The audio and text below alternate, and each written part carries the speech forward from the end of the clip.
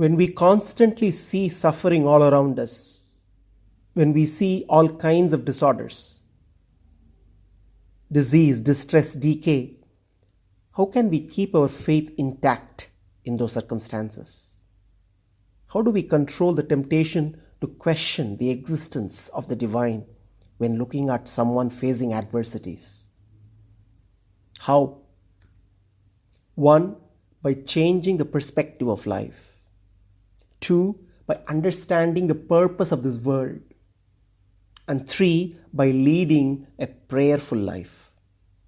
Let's look at all the three P's: perspective of life, purpose of this world, and a prayerful life.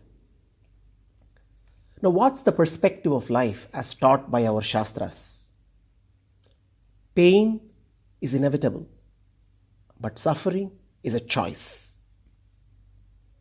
Every pain, every adversity, every disaster that we see is just another event in a complex web of actions and consequences that spans over an infinite time period, which is beyond the grasp of our limited intellect.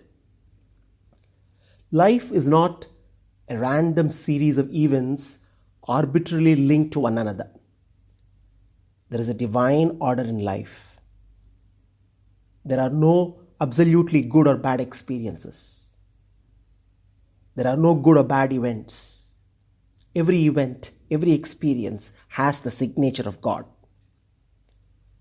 We have to learn to perceive and receive everything as God's gift.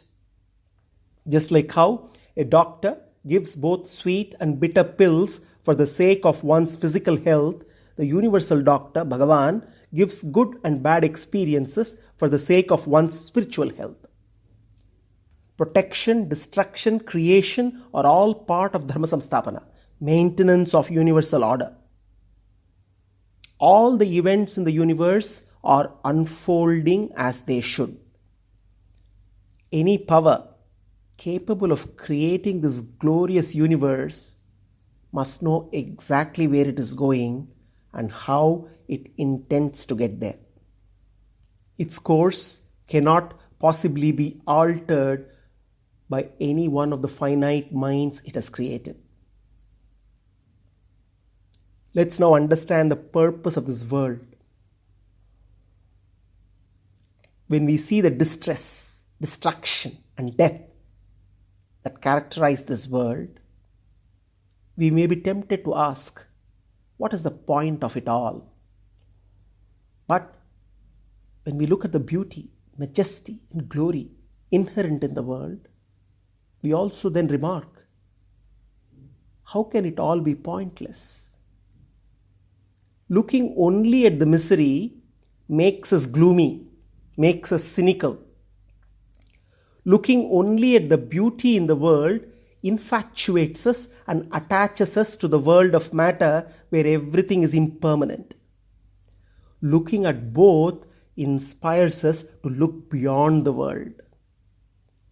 From the world's misery, we can conclude that it can never provide us real, lasting happiness. From the world's beauty, we can infer the existence of an infinitely beautiful world maker, the infinite source of all beauty.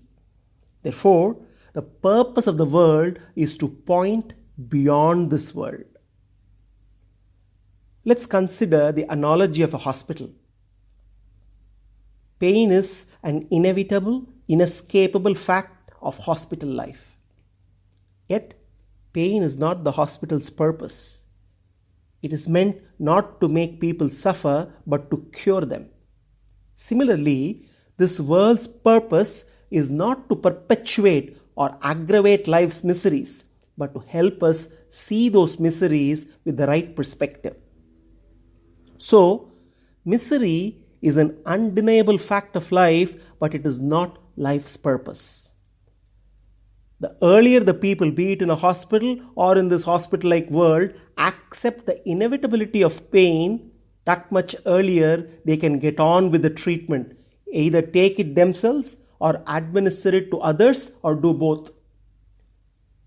Now, what is the most effective treatment in this hospital-like world? Leading a prayerful life. Miseries are like shadows, unavoidable. The presence of a shadow will not bother us if we keep our vision fixed ahead towards the light and the path illumined by the light. A prayerful life is a life where we live in the blissful light of Krishna's wisdom, where the shadow-like miseries don't overshadow us. A prayerful life is a life of constant prayer, rooted in bhakti and in the awareness of Krishna's presence with us all the time, and in the awareness of his unseen hand in every event that occurs all around us. Sarvam Sri Krishnarpanamastu.